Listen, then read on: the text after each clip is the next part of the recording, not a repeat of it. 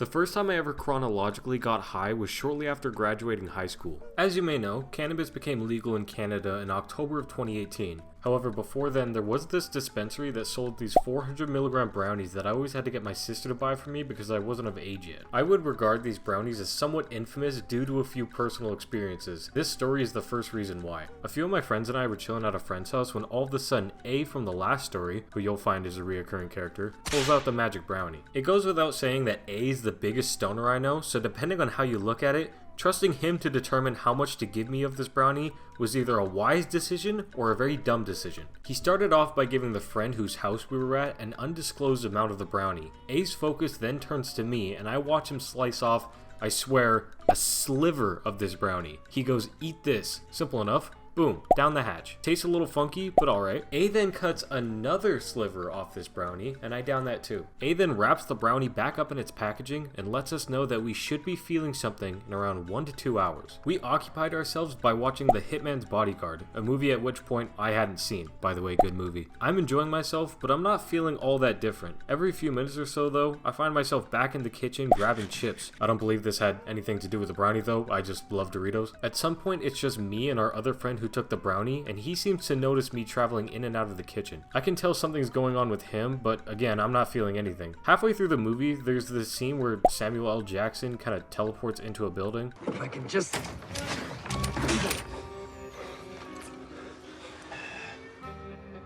I wasn't really paying attention, so I got confused and somewhat rhetorically asked my friend how he did that. He starts giggling maniacally with his face in his hands. I start to feel somewhat disappointed that he's already on another planet right now, and I'm still completely sober. At least I was enjoying the movie, so I continued watching for a bit. Some time goes by, and I don't realize that my friend had gone to the bathroom until I hear him unload his guts into the toilet. I perk up from the couch and see him creep out of the bathroom with his hands on his stomach, completely shirtless. He very slowly, I might add, makes his way down the hallway to his bedroom, and that's the last I see of him for the night. I'm reaching around the 2-hour mark by now, so I accept that I'm probably not getting high. I turn off his TV, grab a few last chips, and head downstairs to the spare room to go to sleep. I'm laying in my bed, and I begin scrolling through our Discord server on my phone. I come across this picture of an angry cat someone had posted in the chat, and then all of a sudden, I start dying laughing at this stupid cat. Finally, this edible hits me. Everything I was looking at on my phone was either so funny or so interesting. I ended up watching this video from Cody Ko,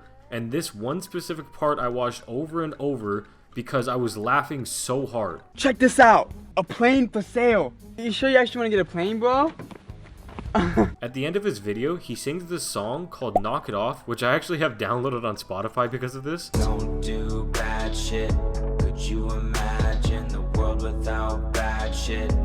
That'd be magic. The song is goofy because of the context of the video, but my goodness, when I was listening to that high as balls, the piano in the background was one of the most beautiful sounds I have ever heard. It's actually, to this day, one of my favorite melodies I have ever heard. After that, I listened to Mr. Brightside, which, if you couldn't tell, is what my name and profile is a nod to.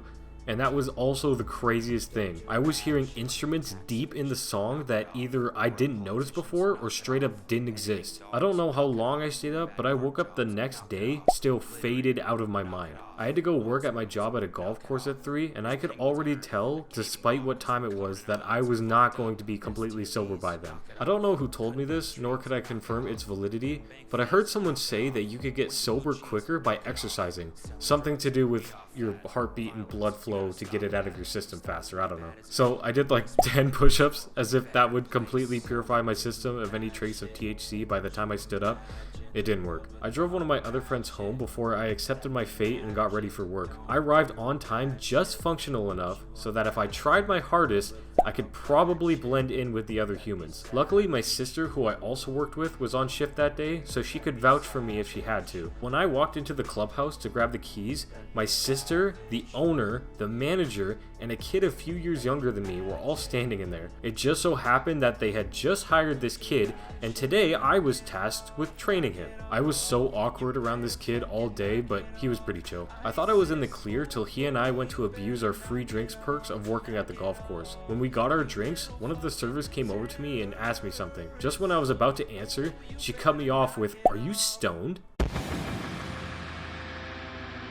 I think I responded with something like, "Is it obvious?" or "How did you know?" She said because my eyes were glossy. I didn't know that was a thing. Luckily, she just laughed it off, and I think she said that she's done that before too. I managed to go the rest of the day without further detection, so I'd call that a win. So moral of the story, I guess if you're trying a new substance, don't have work the next day.